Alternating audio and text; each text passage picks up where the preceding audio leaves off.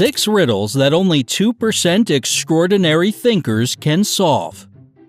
When we find ourselves in unexpected situations, it's hard to know what to do right off the bat. Do you think you can get yourself out of any challenge possible, no matter how strange it might be?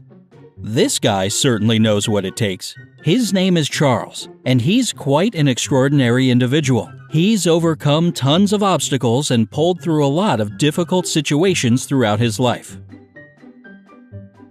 Do you have the same sharp wits as our friend Charles here? Let's see. Riddle number 1. Charles was an exceptionally bright kid, but for some reason, his teachers always assigned him the most impossible tasks in school. Perhaps they wanted to nurture his intellect, or maybe he just wasn't their favorite student. Anyway, here's one of the brainbusters that they gave him. Can you correct this flawed equation without changing the numbers or their position in the equation? You have 15 seconds to do it.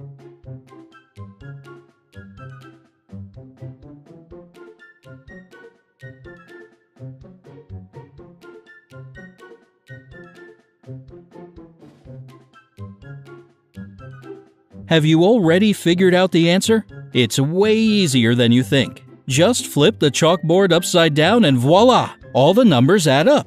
Way to think outside the box, right? Outside the board? I don't know. Riddle number 2. As a teen, Charles always loved hiking in the woods by himself. One day on one of these hikes, he accidentally fell down a 100-foot deep well. To get out of this watery trap, he climbed 10 feet every single day. But while he was sleeping at night, he slid back down 6 feet. Charles eventually made it out of that well. The question is, how many days did it take him to pull off such a feat? Time's ticking.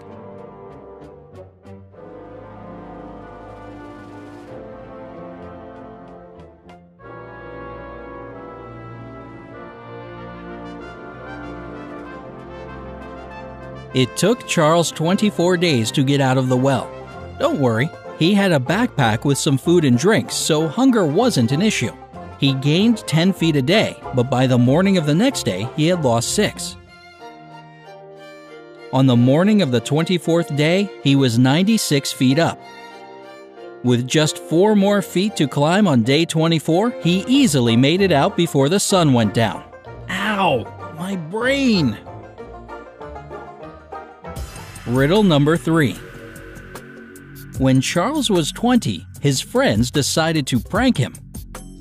They kidnapped him, stripped his clothes off, and left him in a room with no windows, a solid concrete floor, and a locked door.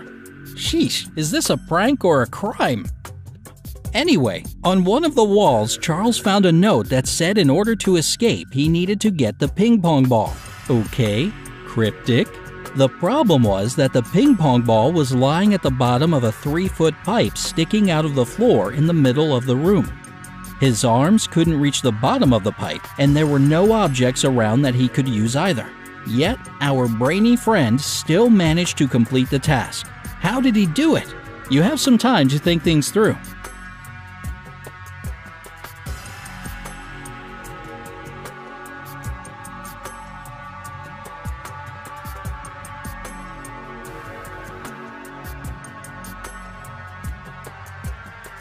Well, that was a tough one, wasn't it? With limited options, Charles cleverly decided to pee into the pipe.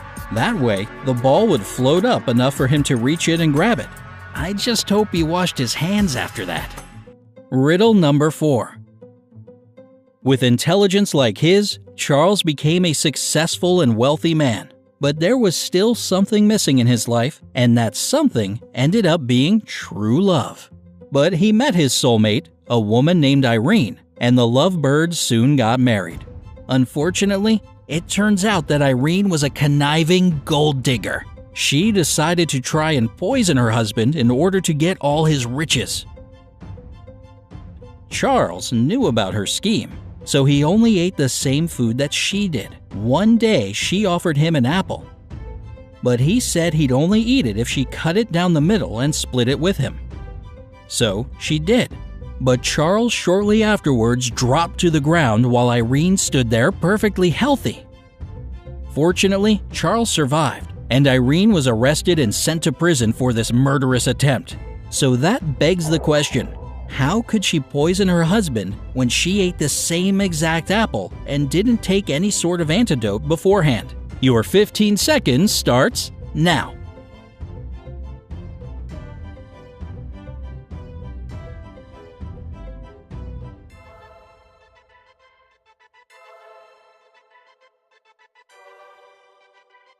Like we said, Charles knew his wife was trying to poison him, so he'd been taking a universal antidote every morning.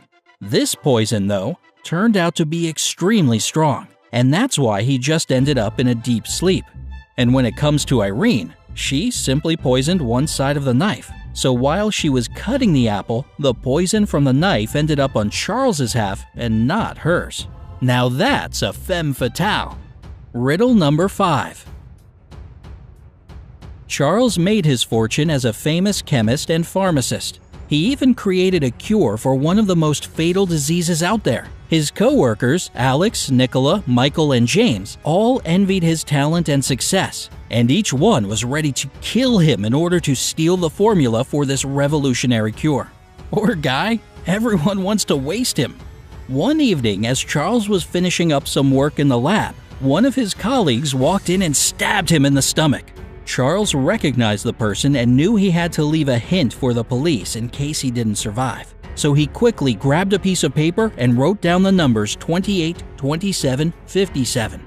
Shortly afterwards, he passed out from blood loss and probably would have died if one of the security guards had not found him and called an ambulance. Charles managed to survive, but as fate would have it, he had hit his head pretty hard on the floor when he fell unconscious. The blow put Charles in a coma, so the police only had his note to help them find out who had tried to kill him.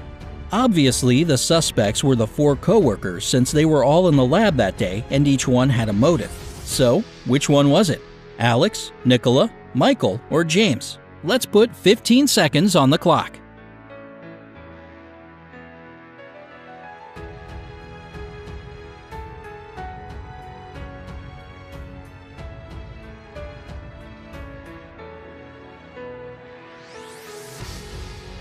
The thing you have to remember is that Charles was an esteemed chemist. The numbers that he wrote down to help police come from the periodic table of elements. Number 28 is nickel, which gives you Ni. Number 27 is cobalt, abbreviated as CO. And finally, the 57th element is lanthanum, which is La.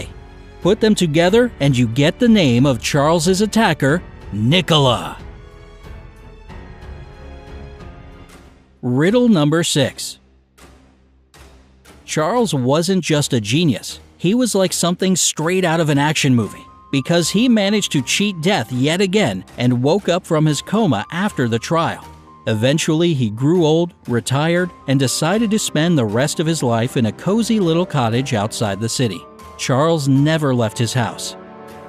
He got his letters from the mailman, his groceries were delivered to him by another guy, and a different man brought him his daily newspaper. One Friday, the mailman came to give Charles his letters and found him dead in his kitchen. He immediately called 911. The investigators could tell from the get-go that this was a murder, so they carefully examined the crime scene. They found a couple bottles of milk, a loaf of bread, some pills, keys, and Tuesday's newspaper on the table. The only people that had contact with Charles were the mailman, the food delivery guy, and the newspaper deliverer. So, they soon became the primary suspects. Do you know who killed poor Charles? Get to thinking, detective!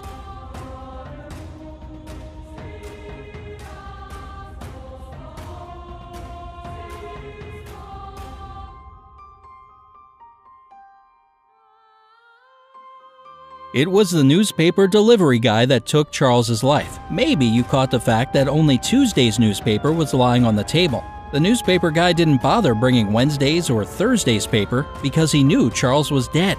And that's because he killed him. Poor Charles.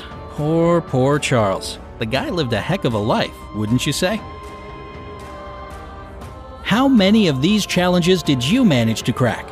Tell us in the comments section below. Don't forget to share this video with your friends and family to find out how many of these riddles they'll be able to solve. Stay on the bright side of life, and we'll see you soon.